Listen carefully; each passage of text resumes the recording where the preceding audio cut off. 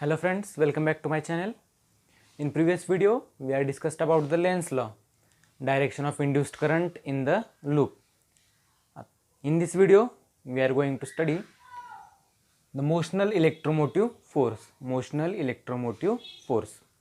आता या motional electromotive force मधला first subpoint आहे translational motion. Translational motion. For this, consider a rectangular loop A, B, C, D. Rectangular loop placed in the uniform magnetic field. Placed in the uniform magnetic field. आता हे जे cross sign दिसत आहेत तर ते काय magnetic field which is inside the board. ते कुठं आहे इनसाइड द बोर्ड. आपण पाहिलेलं आहे असं जर साइन असेल क्रॉस आणि सर्कल तर काय मॅग्नेटिक फील्ड इज इनसाइड आतमध्ये आहे मॅग्नेटिक फील्ड बरोबर. आणि असं जर डॉट आणि सर्कल असेल डॉट आणि सर्कल असं जर साइन असेल तर काय magnetic field outside the board किंवा आउटसाइड द पेपर. मी काय rectangular loop is placed in the uniform magnetic field. This side AD is equals to L small l consider केलेलं आहे आणि this side AB is equals to X. This side BC is the movable. ती side BC काय होते तर move होते.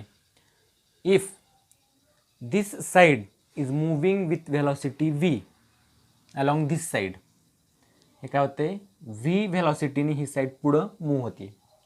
त्यावेळी काय होईल area of this rectangular loop म्हणजे सगळ्यात सुरुवातीला हा जो क्लोज लूप आहे ABCD हा क्लोज लूप आहे. तर समजा ही साइड जर या डायरेक्शनला मूव होत असेल तर हा जो लूप आहे त्याचा एरिया काय होईल इन्क्रीज होईल. आणि एरिया जर इन्क्रीज झाला तर मॅग्नेटिक फ्लक्स जो आहे तो काय होईल इन्क्रीज होईल. कारण की एरिया इन्क्रीज झाल्यानंतर मॅग्नेटिक फील्ड लाईन्स जास्त पास होतील म्हणजे मॅग्नेटिक फ्लक्स काय झाला इन्क्रीज झाला. मग सगळ्यात पहिल्या लेक्चरमध्ये पाहिलेलं आहे मॅग्नेटिक फ्लक्स कशावरती डिपेंड आहे B bar dot A bar. Area change झाल्यानंतर मॅग्नेटिक फ्लक्स काय होतो चेंज होतो. एक्सची व्हॅल्यू काय होते चेंज होते. ज्यावेळेस हा साईड BC पुढं मूव्ह होईल त्यावेळेस एक्सची व्हॅल्यू चेंज होते. एरिया इन्क्रीज होतो त्यामुळे मॅग्नेटिक फ्लक्स काय होईल चेंज होईल. आणि due to change in the magnetic flux current is induced in the coil. याच्यामध्ये करंट काय होईल इंड्यूस होईल. मग ते EMF किती असेल करंट किती असेल ते आपल्याला डेरिव्हेशन पाहायचं आहे. तर for this consider rectangular loop ABCD which is placed in the uniform magnetic field which is inside the paper किंवा inside the board. This side BC is moving with the velocity V. Moving with the velocity V. This side BC is moving with velocity V along this direction. त्यामुळे Surf area काय होतो हा increase होतोय. X is changing. X काय होतोय change होतोय. We have to find value of E induced EMF. Magnitude of induced EMF is given by d phi by dt. हा formula आपण ऑलरेडी पाहिलेला आहे d phi by dt. तर phi is the magnetic flux. आता फायचा formula B bar dot A bar हा first formula आपण बघितलेला आहे. BA cos theta B bar dot A bar किंवा BA कॉस थिटा. आता याच्यामध्ये या सरफेसचा जो एरिया वेक्टर आहे समजा हा बोर्ड सरफेस आहे त्या सरफेसचा एरिया वेक्टर काय असेल असा असेल परपेंडिक्युलर याला. आणि मॅग्नेटिक फील्ड पण काय म्हटलेलं आहे इनवर्ड म्हणजे परपेंडिक्युलर. दोघांची डायरेक्शन काय झालेली आहे सेम. B बार आणि A बारची डायरेक्शन सेम म्हणजे थिटा काय असेल 0 डिग्री. म्हणजेच आपण फाय काय लिहू शकतो BA कॉस थिटा. थिटा काय होईल 0 therefore phi is equals to B into A हे आपण लिहू शकतो बरोबर. B into A. Therefore magnitude of E is equals to D dt ऑफ AB किंवा BA area into magnetic field किंवा मॅग्नेटिक इंडक्शन. आता याच्यामध्ये एरिया कुठला एरिया आहे तर area of this rectangular loop. हे रेक्टँग्युलर लूपचा एरिया आहे. मग रेक्टँग्युलर लूपचा एरिया काय असतो L into B length into breadth. आपण ही जर लेंथ कन्सिडर केली आणि ही ब्रेथ कन्सिडर केली तर एरियाची व्हॅल्यू काय येईल L into X. L into X. Therefore magnitude of E is equals to D dt ऑफ LXB. आला इथंपर्यंत LXB. आता त्याच्यामध्ये L आहे. L म्हणजे काय ही साईड. ही साईड व्हेरिएबल आहे का नाही कॉन्स्टंट आहे. ही साईड चेंज होत नाही. L कॉन्स्टंट आहे. B मॅग्नेटिक फील्ड तर इनिशियलीच आपण कॉन्स्टंट कन्सिडर केलेली आहे. आणि X हा X आहे. जर ही BC साईड जर पुढं होत असेल तर X काय होईल चेंज होईल. X is the variable, X changes with respect to time, आणि बाकी दोन क्वांटिटीज काय आहेत, कॉन्स्टंट आहेत. Therefore E is equals to, constant आपण डेरिव्हेटिव्हच्या बाहेर घेऊ, एल आणि बी काय आहेत, कॉन्स्टंट आहेत, शिल्लक राहिलं D x upon D T, D x upon D T. आता एक्स चेंज होतं आहे म्हणजे हा बी सी डिस्प्लेस होतो आहे, बी सी काय पुढं मूव्ह होतो आहे, आणि ही डी एक्स बाय डी टीच काय असणार, rate of change in displacement which is nothing but the velocity. Therefore E is equals to B L आणि व्ही, बी एल आणि D X by D T म्हणजेच काय, V. This is the motional EMF or translational motion, EMF produced in the translational motion. E is equals to BLV, where B is the magnetic field, magnetic induction, L is the length, this length, and V is the velocity, V is the velocity. आता या इक्वेशनमध्ये एक observe केला असेल आपण, ही जी length आहे समजा हा बी सी इथपर्यंत जरी आला तर या लेंथचं आपल्याला इक्वेशनमध्ये काहीच घेणं देणं नाही. कशावरती डिपेंड आहे EMF, तर या साईडवरती. कशावरती डिपेंड आहे, एल वरती, B L into V.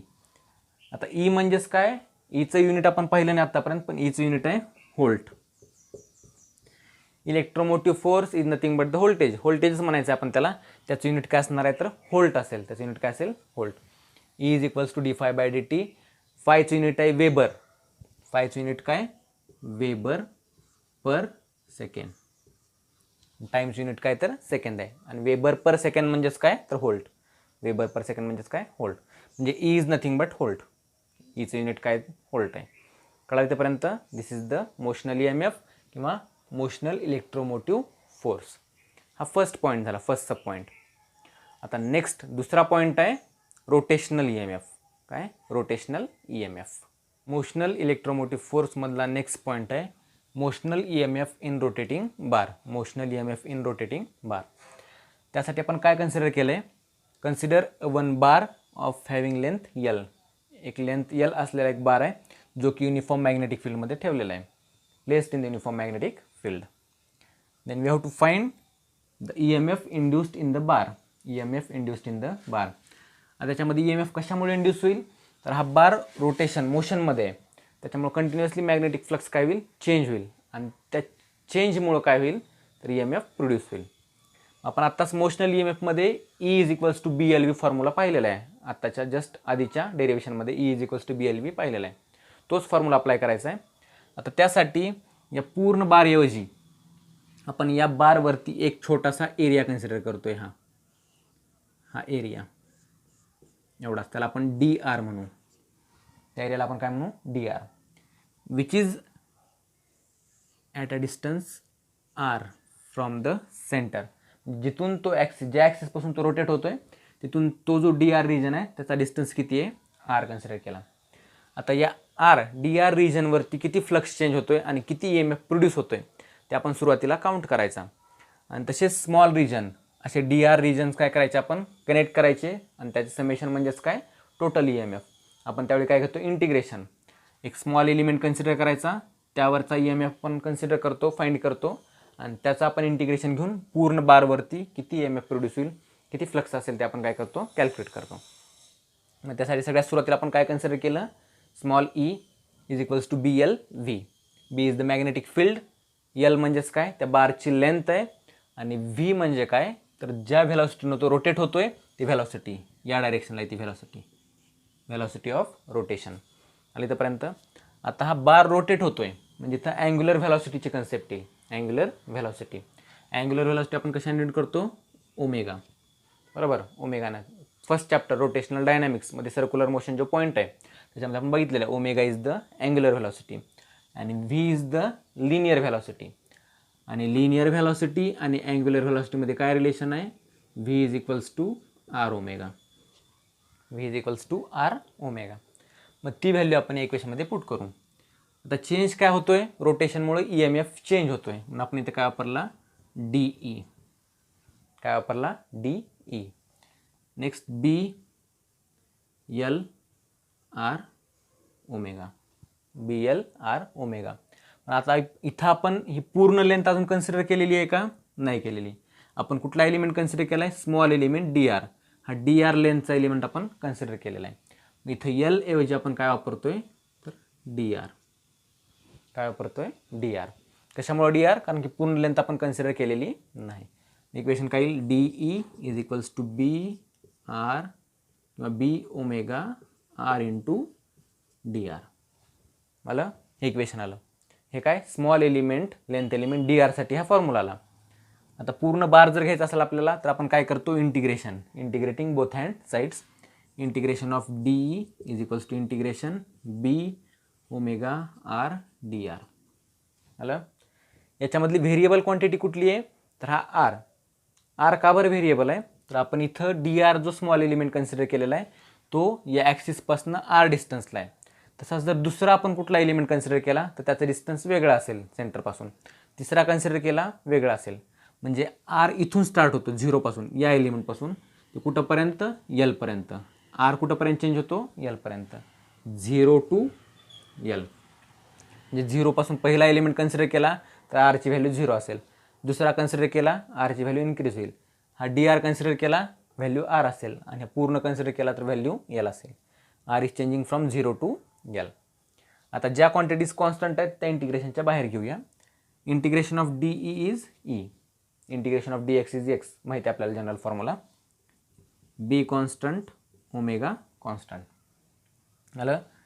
Integration 0 to L R D R. Integration solve करा. बी ओमेगा आरचं इंटिग्रेशन असतं R square divided by 2 0 to L. आता लिमिट्स पुट करा. बी ओमेगा अप्पर लिमिट आरच्या जागी काय टाकणार आपण एल.